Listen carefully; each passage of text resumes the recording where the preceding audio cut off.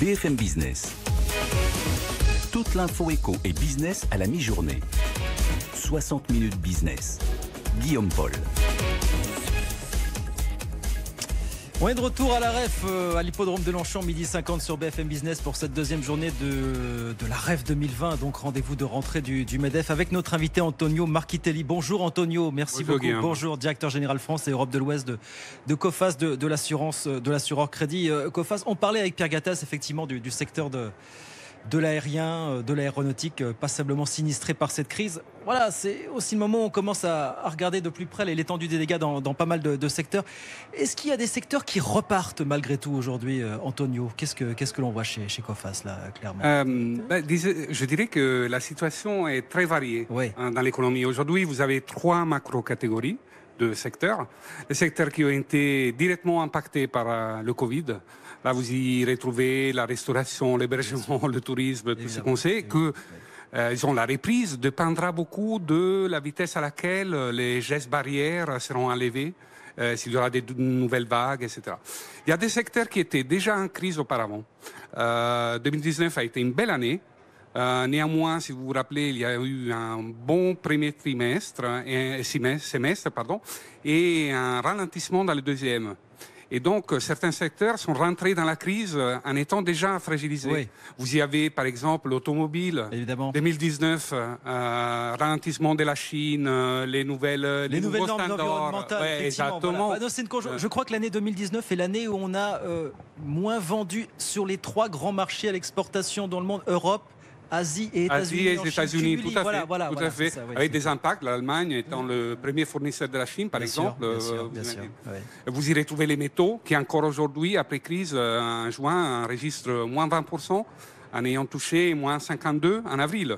Voilà. Néanmoins, il y a des secteurs qui restent résilients, comme on dit. Vous y retrouvez clairement le pharma. Oui, mais bien sûr, mais il y a des secteurs. Pharma, la télécommunication, qui a vraiment des moments brillants, je dirais. Les services informatiques, parce que pas mal d'entreprises ont profité pour digitaliser, automatiser, accélérer la transformation. Et ça va continuer, Antonio. Et ça va continuer, et ça va générer aussi une grande différence entre ceux qui ont dû et pu en profiter et ceux qui ne l'ont pas fait.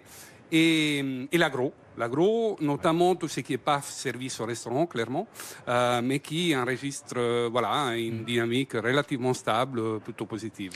Est-ce qu'il faut s'attendre à une masse de défaillances d'entreprises ? Alors, des chiffres commencent à circuler. On commençait à circuler il y a quelques semaines. Déjà, beaucoup d'entreprises, mais c'est plus fragile, on met la clé sous la porte. Est-ce qu'on a des projections ? On peut donner des chiffres, des estimations, avec toute la difficulté de la tâche et de l'exercice, évidemment. Oui.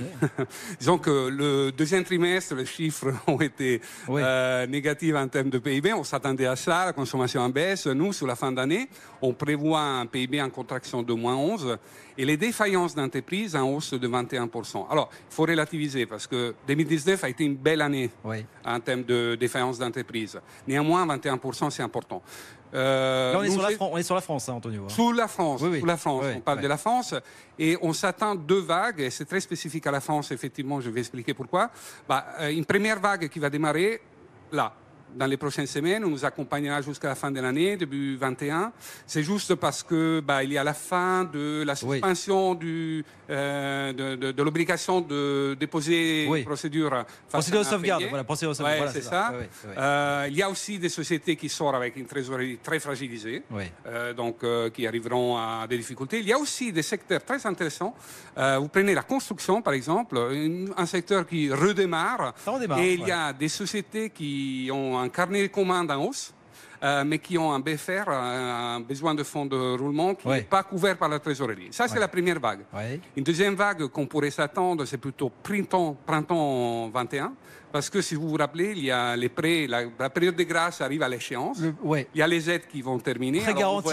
Les remboursements des prêts garantis par l'État vont commencer. On verra comment l'État va gérer cette phase, mais on peut s'attendre à une deuxième vague. Même si l'État nous dit, on va tout faire évidemment pour faciliter les débuts de remboursement des prêts garantis par l'État avec des taux plus attractifs. Certains disent, même si c'est entre 1 et 3%, on sera sur les taux des marchés. Mais effectivement, ça sera une grande interrogation. Ça ne se quantifie pas tout ça à ce stade, évidemment, Antonio. Alors la question aussi qu'on se pose, que vont faire les entreprises ? Est-ce qu'il y a beaucoup d'entreprises qui vont mettre la clé sous la porte ou plutôt des entreprises qui vont faire de gros plans de restructuration mais qui vont survivre malgré tout. Voilà, c'est un petit peu entre ces deux questions qu'on arbitre. Vous savez, les économistes ont inventé plein de lettres pour décrire la reprise. Il y a la V, la W, machin. L'aile d'oiseau, on a vu ça récemment. Là, on parle de cas. Parce qu'il y a une jambe qui monte et une jambe qui baisse. En effet, je pense qu'on est en train d'observer une petite fracture dans l'économie et dans les sociétés. Il y a les sociétés qui ont su profiter du moment, qui ont accéléré le processus de digitalisation et qui donc sortiront de la crise avec une position de compétitivité normalement meilleure que leurs confrères. Et d'autres qui seront plus en difficulté. Quand une société voit sa notation de risque se dégrader, parce que c'est ce que vous faites aujourd'hui au quotidien, qu'est-ce qu'on peut faire dans ces cas-là c'est clair que dans une crise, les risques se dégradent. Oui. Donc nous, les assureurs, on donne une notation à chaque entreprise qui correspond à notre qualification du risque connecté. Et une société, il y a un instrument, un outil que le gouvernement a mis en place et c'est unique au monde. Depuis la dernière crise, le gouvernement français a mis en place un système qui est un site dont toutes les entreprises peuvent se connecter. Ce n'est pas payant. Elles peuvent s'inscrire. Elles peuvent savoir quelle est la notation que tous les assureurs crédit leur donnent et savoir et voir éventuellement si ça correspond aussi à leur perception à eux. Ouais. Et si comment il s'appelle ce site, Antonio? Ça s'appelle acheteurassurances-crédit.fr. Acheteurassurances-crédit.fr, tout attaché, évidemment. Avec un moins entre les mots. Bon. Vous y allez, et si vous n'êtes pas d'accord, vous rentrez en contact avec les assureurs crédit et vous discutez votre position. Et si c'est bien, ça ne correspond pas à la réalité, les assureurs crédit vont revoir la note. Acheteur, assureur, crédit. Assurance, crédit. Acheteurassurances-crédit.com. Voilà. FR, pardonnez-moi. On est en France malgré tout. Quoi qu'on en dise. Comment est-ce qu'on a géré cette pandémie, ce confinement du côté de la COFAS? Nous, on est rentré en télétravail avant même le confinement imposé par le gouvernement.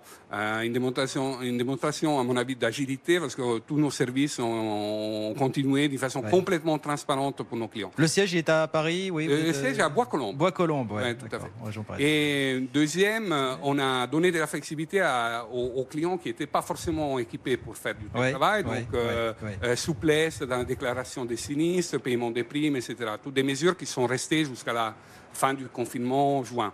On a détecté un besoin marché, c'est-à-dire qu'il y avait pas mal d'entreprises qui n'étaient pas forcément assurées, mais qui avaient des besoins, notamment ils veillent par exemple sur leurs clients. Ils sentaient que ça s'est dégradé.